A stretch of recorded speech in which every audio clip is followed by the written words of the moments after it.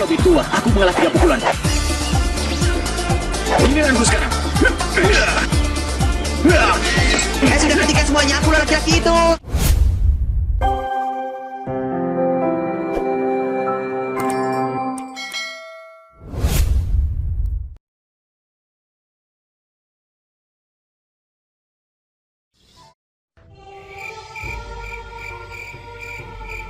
Pada malam harinya, rombongan Biksu Tong sedang makan malam untuk merayakan kemenangannya dalam menghadapi Kera Tumpei. Kokong yang selesai berdoa datang dengan memegang simpe emasnya. Melihat hal itu, guru menanyakan mengapa Kokong tak memakai simpe emasnya. Dengan santainya, tentu Kokong menjawab tak akan memakainya lagi, dengan alasan susah untuk melepasnya dan tak mau tersiksa lagi. Hal ini dikhawatirkan Kokong akan menjadi liar kembali atau menjadi Kera Tumpei kedua, ujar Patkai. Maka dari itu, Guru Tong tetap menyuruh Kokong harus memakai simpe emasnya, apalagi di awal sudah sepakat akan memakainya lagi. Namun pada akhirnya Kokong pun mau memakainya dengan catatan ia terlihat ganteng memakainya. Di samping itu, kini giliran Gumoong yang sedang bersedih karena berpisah dengan istrinya yaitu Putri Kipas. Ia mengkhawatirkan di luar sedang banjir besar. Patkai yang asal ngomong ia mencoba menenangkannya tetapi membuat Gumoong marah karena ejekannya. Tak ingin terjadi keributan, Guru Tong berpamitan bahwa esok pagi akan segera berangkat melanjutkan perjalanan. Mendengar hal itu, Gumoong memohon agar jangan buru-buru pergi. Ia tak ingin sendirian, ia memohon untuk ditemani menemui Putri Kipas yang sedang marah.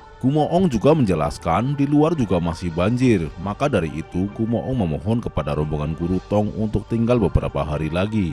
Karena dirasa masuk akal, Guru Tong menuruti permintaannya. Ia dan rombongannya akan tinggal beberapa hari lagi, baru akan melanjutkan perjalanan.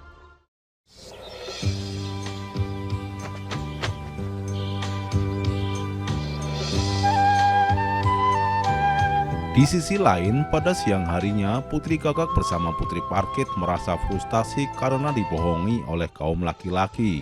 Ia akan pergi jauh karena sudah kehilangan harga dirinya. Dalam perjalanannya, tiba-tiba Gajah Tinti bersuara terus. Putri Parkit berpikir bahwa Gumoong dan Kokong akan datang lagi, tapi Siluman Gagak tak mempercayai hal itu lagi. Gajah Tinti pun tetap bersuara keras. Ternyata Gajah Tinti menemukan sebuah kendi labu di sampingnya. Karena terlihat unik, Putri Parkit memanggil Bibi Gagak untuk melihat kendi labu yang ia temui. Rupanya di dalamnya adalah Kera Tumpei yang berteriak minta tolong untuk dikeluarkan dari kendi labunya. Karena dirasa kendi labu sakti dan dapat berbicara, Putri Parkit pun ingin mengambilnya.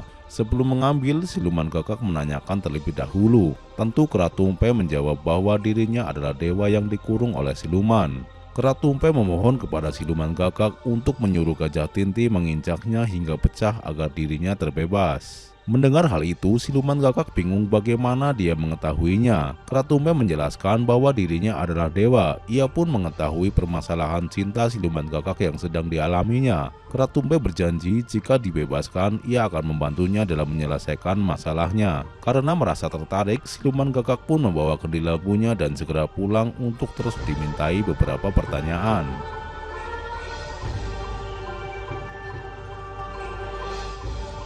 Sesampainya di kediaman Siluman Gagak, Kera Tumpei meminta untuk dibebaskan. Tetapi Siluman Gagak tidak percaya lagi, dikhawatirkan ia akan kabur setelah dibebaskan. Siluman Gagak meminta saran agar dapat merebut kembali Siluman Kerbau. Dengan mudahnya Kera Tumpei menyuruh Siluman Gagak untuk melakukan penyamaran saja. Tetapi hal itu tak mungkin terjadi karena ada Sun Gokong yang dapat melihat dengan mata apinya. Mendengar hal itu, Kera Tumpei menyarankan untuk mengambil serta menelan pil dewa dari dalam Gajah Tinti agar penyamarannya tidak dapat diketahui oleh Gokong. Dengan senang hati, Siluman Gagak dan Putri Parkit segera melakukan aksinya.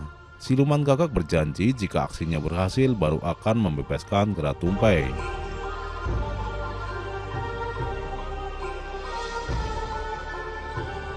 Sebaiknya jangan, Bi.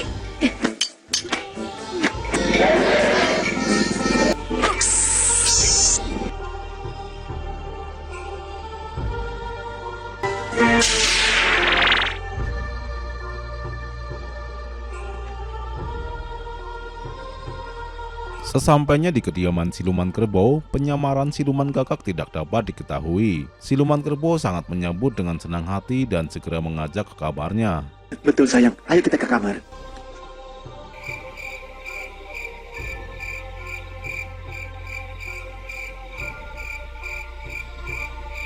Pada malam harinya, siluman kakak mengajak Patke untuk meminum arak. Rupanya hal ini bertujuan untuk menjebak Patke. Tetapi sayangnya Patke adalah dewa mabuk, jadi dia tidak mabuk meskipun minum banyak. Mari kita bersulang. Mari ayo. Aku ini suka minum arak dan melahap daging. Ya, Anda sangat kuat minum. Sah, langsung dari kunci saja ya. Melihat hal itu, siluman kakak mencoba membiusnya dengan cara meniupnya. Siluman kakak pun segera membawa Patke ke kamar.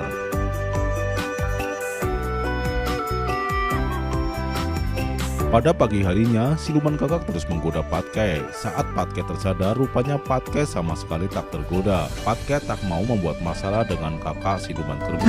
Tidak mungkin. Tidak mungkin. Tak lama kemudian, Putri Parkit yang sedang menyambarnya sebagai Cici juga pura-pura memergokinya. Hal itu membuat Patke ketakutan dan merasa bersalah.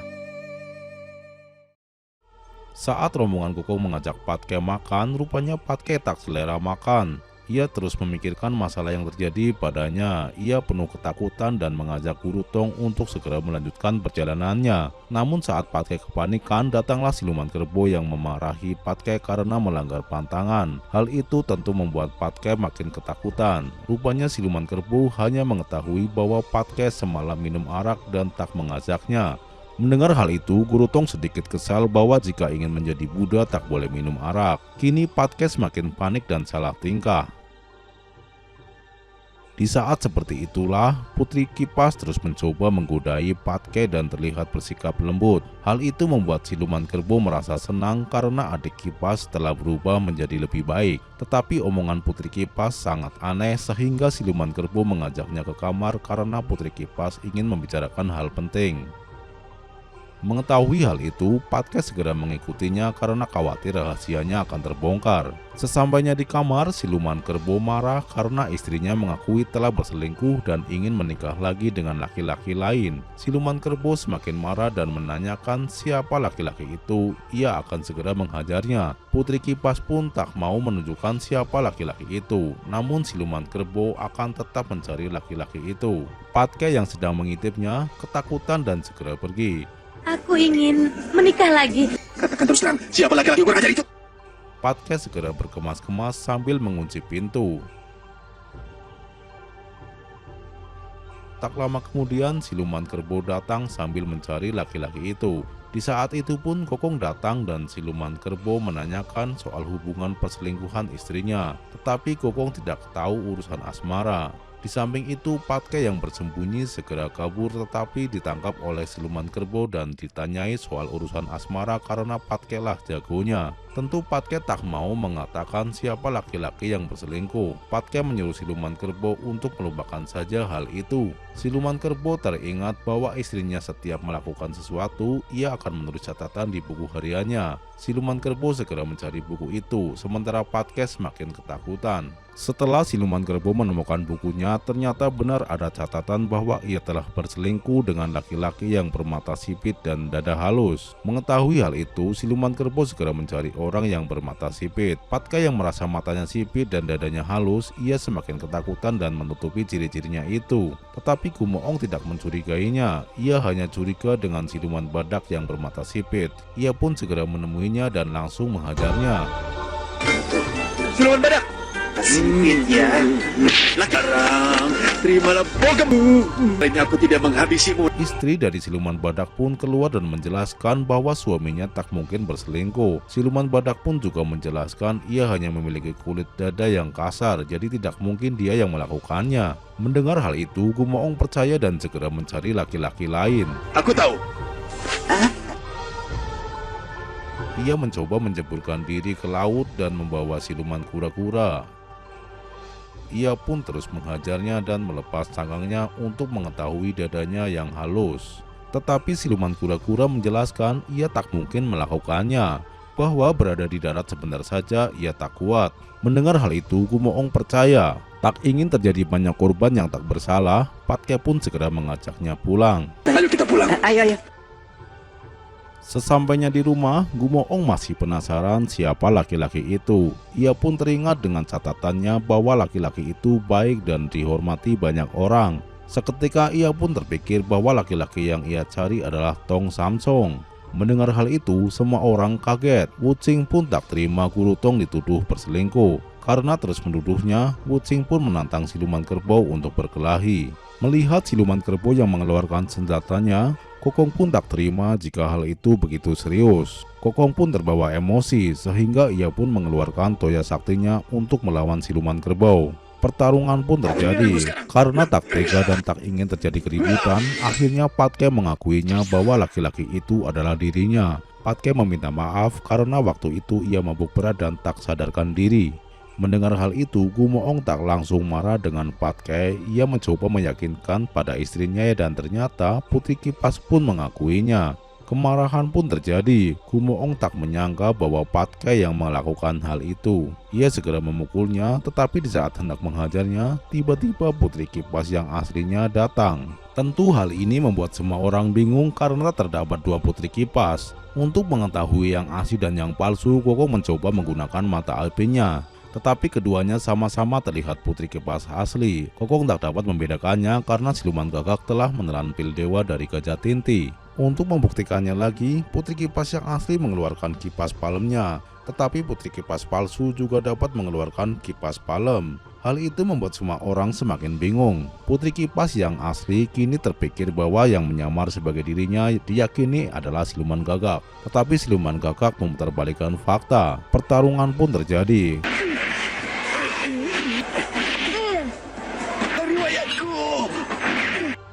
Tidak lama kemudian, seorang pengawal datang melaporkan bahwa kedua orang tuanya segera datang. Mendengar hal itu, Kokong yakin bahwa hanya kedua orang tuanya yang akan dapat membedakannya yang asli dan yang palsu. Semua orang pun beristirahat menunggu keesokan harinya.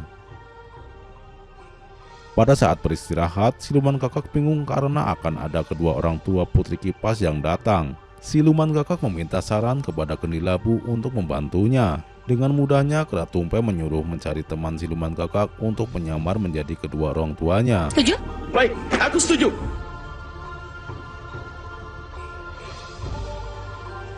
Pada keesokan harinya, kedua orang tua Putri Kipas datang dan segera mencari perbedaannya. Di saat orang tua Putri Kipas meminta untuk menunjukkan bekas lukanya, ternyata kedua Putri Kipas menunjukkan bekas luka yang sama. Tentu hal itu membuat kedua orang tuanya sulit untuk membedakan mana yang asli dan mana yang palsu. Ditambah lagi, siluman gagak juga mengetahui data-data keluarga Putri Kipas. Hal itu membuat semua orang semakin bingung. Tetapi beruntung di saat orang tuanya sedang berkata soal usianya, Putri Kipas asli merasa malu karena aibnya diceritakan. Putri Kipas asli pun menginjakkan kakinya ke lantai sebanyak 3 kali. Melihat hal itu, kedua orang tuanya meyakini bahwa ialah Putri Kipas yang asli, yang jika malu ia akan menginjakkan kakinya sebanyak 3 kali. Tanpa pikir panjang, Kokong pun langsung menyuruh untuk meringkus Putri Kipas yang palsu. Tetapi di saat akan meringkus Putri Kipas yang palsu, kedua orang tua Putri Kipas palsu pun datang juga dan membuat rombongan Kokong bingung semakin sulit untuk membedakannya. Dia yang siluman. Di saat itulah siluman kerbau merasa bingung karena sudah tak ada lagi yang dapat membedakannya. Keributan pun terjadi. Hal ini membuat Kokong kesal. Diam kalian. Di jumlah semua usia kalian sudah puluhan ribu tahun. Di saat semua orang bingung, Wuching memiliki ide bagus, yaitu hanya ada satu cara, yaitu memanggil putranya yang bernama Eng Haiji. Dikarenakan ia kini pengikut Dewi Guan Im dan tak ada yang dapat menyamarnya lagi. Kokong pun segera menyuruh Wuching menemui Eng Haiji ke hutan bambu tempat Dewi Guan Im tinggal. Sambil menunggu Eng Haiji datang, Kokong menyuruh semua orang beristirahat. Di saat semua orang sudah pergi, Kokong menemukan sebuah kenilabu. Apakah yang akan terjadi? Saksikan di episode berikutnya.